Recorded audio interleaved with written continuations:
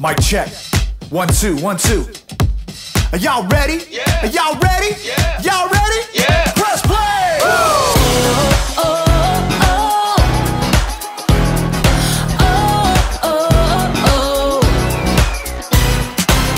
Jesus, we know we belong here because of your love for us that goes on and on forever. Jesus, we know you are with us wherever we go. You're there, we'll always be together. So sing along with me for all the joy he brings. It's going down.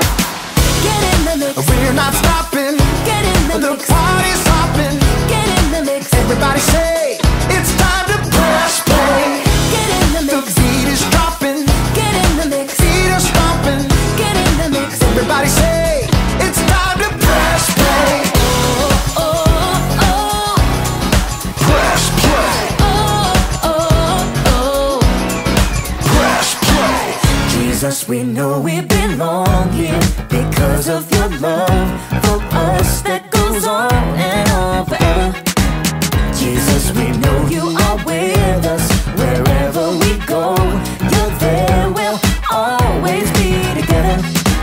So sing along with me for all the joy he brings. It's going down. Get in the mix. We're not stopping. Get in the The mix. party's hopping. Get in the mix. Everybody say, it's time to press play. Get in the The mix. beat is dropping. Get in the mix. Feet are stomping. Get in the mix. Everybody say, it's time to press play. Oh, oh, oh. Press play. Oh, oh, oh. Press play. Oh, oh. Press play. Oh, oh, Press play. All right, all right, all right. We're gonna break it down one time, y'all. You gotta sing it out with all you got. Y'all ready? Come on, come on. Clap your hands like this. Have confidence to get in the mix. Clap your hands like this. Have confidence to get in the mix. Now clap your hands like this. Like this. Have confidence to get in the mix. Now clap your hands like this. Like this. Everybody get in the mix. Get in the mix. We're not stopping. Get in the The mix. party's hopping. Get in the mix. Everybody say, it's time to press play. Get in the The mix. beat is dropping. Get in the mix. Feet are stomping. Get in the mix. Everybody say, it's time to press play. Oh, oh, oh. Get in the mix. Press play. Oh, oh, oh. Get in the mix. Press play.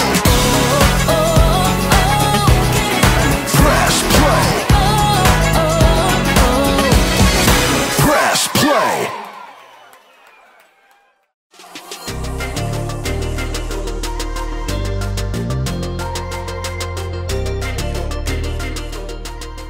Hey everyone, I'm Graham, and I'm here to give you a little bit of confidence.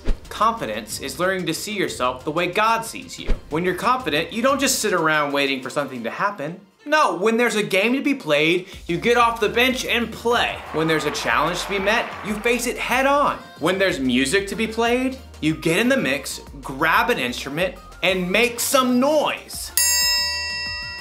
See what I mean? Confidence. Believe it or not, some people think the triangle isn't that important of an instrument. The band could get along just fine without it. But we know better, don't we? I mean, how else would you know when someone on TV had a good idea?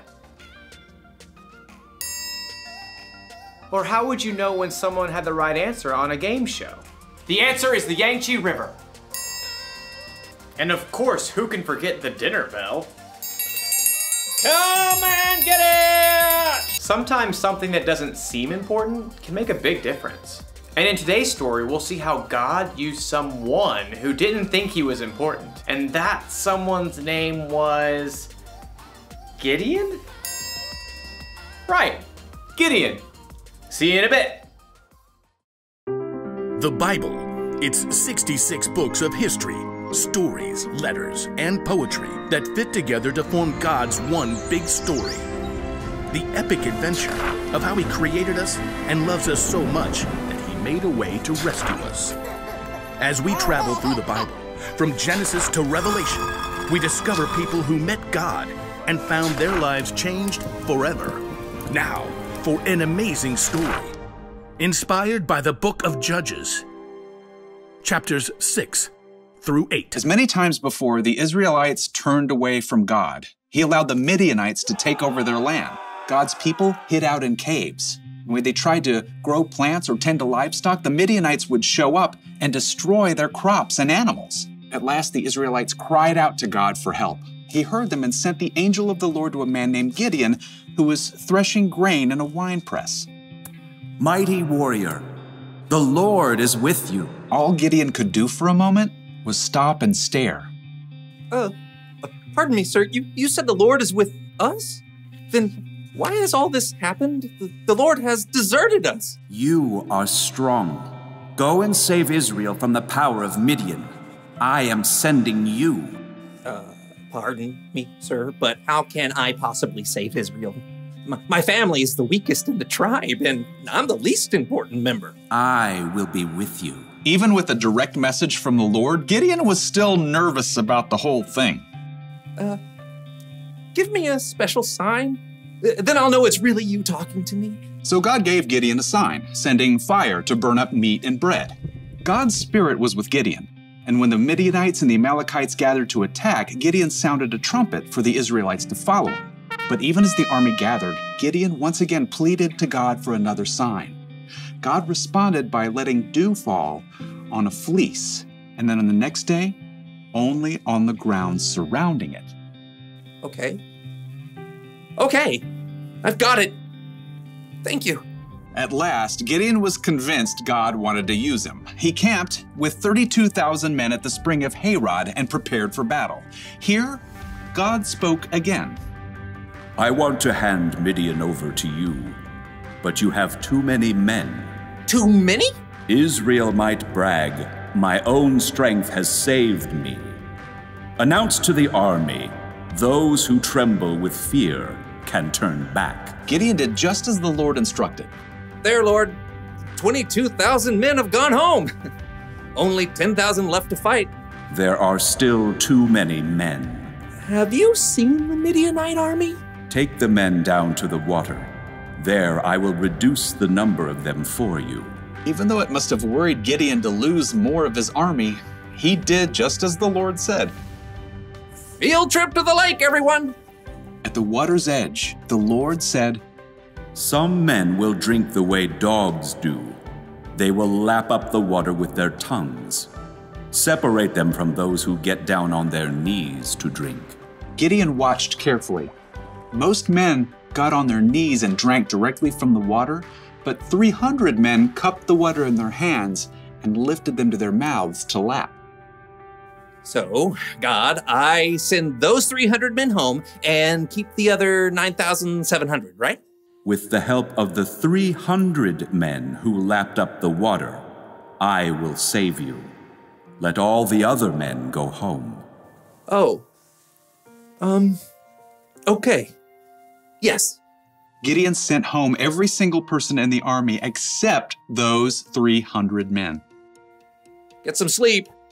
Tomorrow we will figure out what's next. That night, the Lord spoke to Gideon once more. Get up. What? I'm awake. Gideon stumbled out of his tent. Below, the campfires and torches of the enemy armies covered the entire valley. So many. Like a swarm of locusts. Go down to the camp.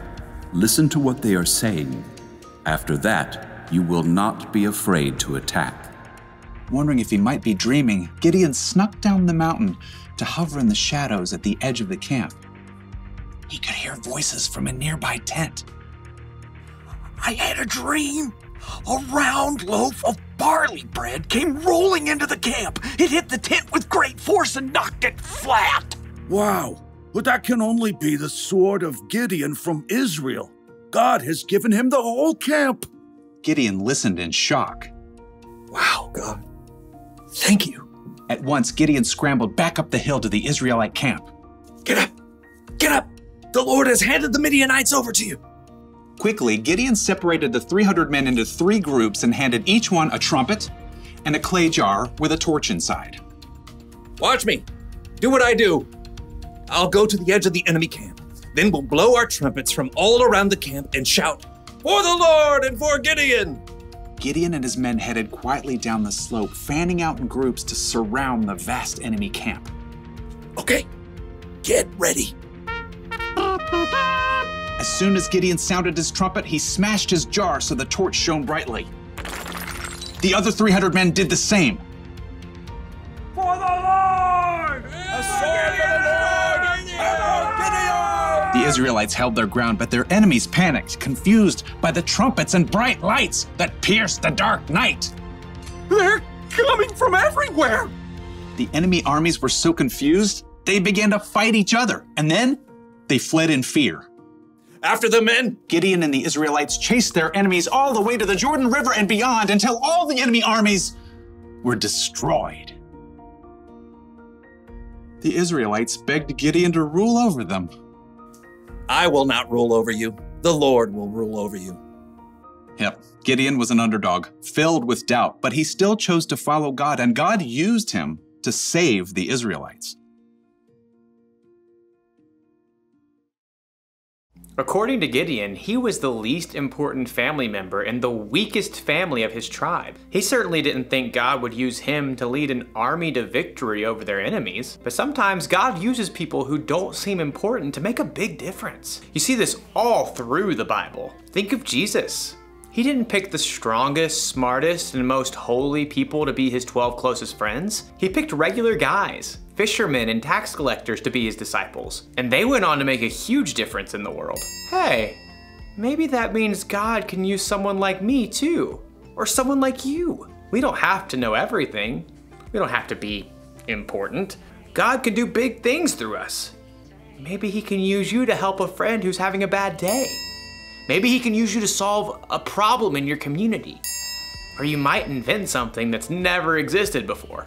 You might not think you're that important, and you might not think you're ready to make any kind of big difference. But the truth is, God thinks you're important, and he's totally ready to use you for something amazing. That's the one thing to remember today. God can use you no matter what. Knowing that should give you a little confidence. Why is my mouth watering? Oh, must be dinner time. I'll see you around.